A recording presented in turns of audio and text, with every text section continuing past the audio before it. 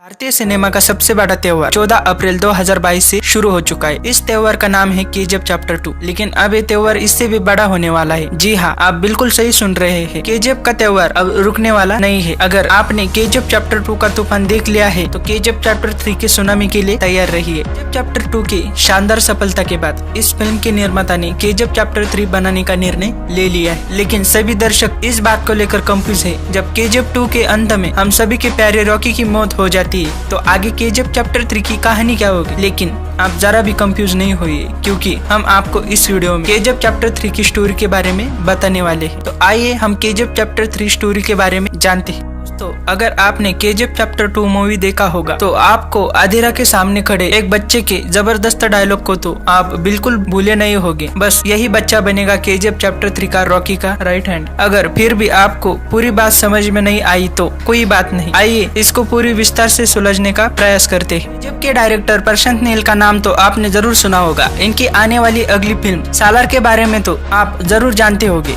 KGF film बनाने वाले director और प्रोड्यूसर भी सालार फिल्म को बना रहे हैं। अब ये कोई इत्तेफाक तो नहीं हो सकता। इस फिल्म में मुख्य किरदार की भूमिका में बाहुबली एक्टर प्रभास नजर आने वाले हैं। असल में सालार फिल्म केजीएफ चैप्टर 1 और 2 का एक अलग पार्ट है। सालार फिल्म और केजीएफ एक दोनों से कैसे कनेक्टेड है इसकी जानकारी पहली फिल्म डायरेक्टर प्रशांत नील दे चुके हैं, जहां उन्होंने सालार शब्द के बारे में बताने के लिए कमांडर शब्द का इस्तेमाल किया था। कमांडर का मतलब किसी राजा का सबसे खतरनाक सिपाही। अगर आपने केजीएफ चैप्टर 2 मूवी देखा होगा तो आपको एक ऐसा बच्चा मिला होगा जो हर मोड़ पर फिल्म में रॉकी का साथ देता, यानी रॉकी के लिए जान भी देने को तैयार रहता है। यहाँ तक कि केजीएफ को बचाने के लिए इस बच्चे ने स्पेशल ट्रेनिंग लेकर रॉकी के आर्मी में शामिल भी हो जाता है।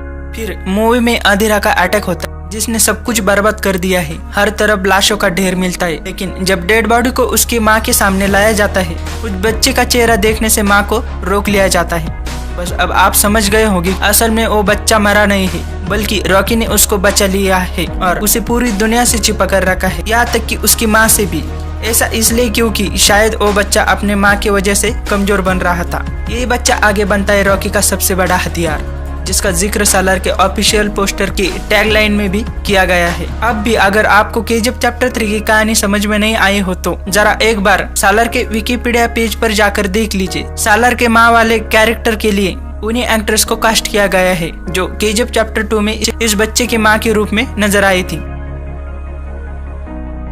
जिस तरह से केजीएफ चैप्टर 2 में इस बच्चे की मौत का नाटक किया गया और पूरी दुनिया से सच छुपाया गया, उसी तरह रॉकी की मौत भी झूठ हो सकती है और बचाने वाले का नाम सालार हो सकता है। केजीएफ चैप्टर 3 में रॉकी की एंट्री भारत से बाहर विदेशों में भी होगी, जिसका छोटा सा ट्रेलर केजीएफ चैप्टर 2 में देखने को मिला था, जब रॉकी ने इनायत खलील के घर में घुसकर उसे बुरी तरीके से हराते हैं। हम आपकी जानकारी के लिए बता दें कि केजीएफ चैप्टर 3 में अमेरिका, इंडोनेशिया समेत 16 देशों में किए गए क्राइम की कहानी दिखाई जाएगी। एक इंटरव्यू के दौरान केजीएफ के निर्माता विजय किरगंदूर ने भी इस और इशारा किया था। उन्होंने फिल्म के बारे में बात करते हुए कहा था कि हमारी योजना कुछ और भाग तैयार करने की है। मुझे लगता है कि यह बड़ा और बेहतर होगा। क्लाइमेक्स में जब रॉकी सभी लोगों को एक नए सीन में छोड़कर चला जाता है तो वो अपने आप तो बना नहीं होगा। इसका असली कारण भी सालार ही है, जो अपने राजा के इशारों पर चुपचाप काम करता है। केजीएफ चैप्टर 2 में आपने देखा होगा कि रमिका सेन के साथ रॉकी पहली बार मीटिंग करने के लिए जाते हैं। तो क्या आपने रॉकी की बातों पर गौर किया था? मैं हमेशा जंग टालने की कोशिश करता हूँ, लेकिन जंग हुई तो जीतूंगा तो मैं ही। इस वाक्य में केजीएफ चैप्टर 3 का बहुत बड़ा रहस्य छिपा हुआ है। इस वाक्य का सीधा मतलब है कि रॉकी हार मानने वालों में से बिल्कुल भी नहीं है। वो भी अपना पूरा सोना समुद्र में जाकर सुसाइड करना, ये बात बिल्कुल समझ में नहीं आता है। अपने मरते हुए माँ से उसने जंग जीतने का वादा किया था, चाहे सामने खुद देश के प्रधानमंत्री ही क्यों ना खड़ी हो। क्या आपको लगता है कि रॉकी अपने माँ से किया हुआ वादा तोड़ देगा? अभी नहीं। मतलब साफ है कि केजीएफ चैप्टर 3 की कहानी ऐसी होगी जो भारतीय सिनेमा तो क्या हॉलीवुड की भी सारे रिकॉर्ड तोड़ने का क्षमता रखेगी।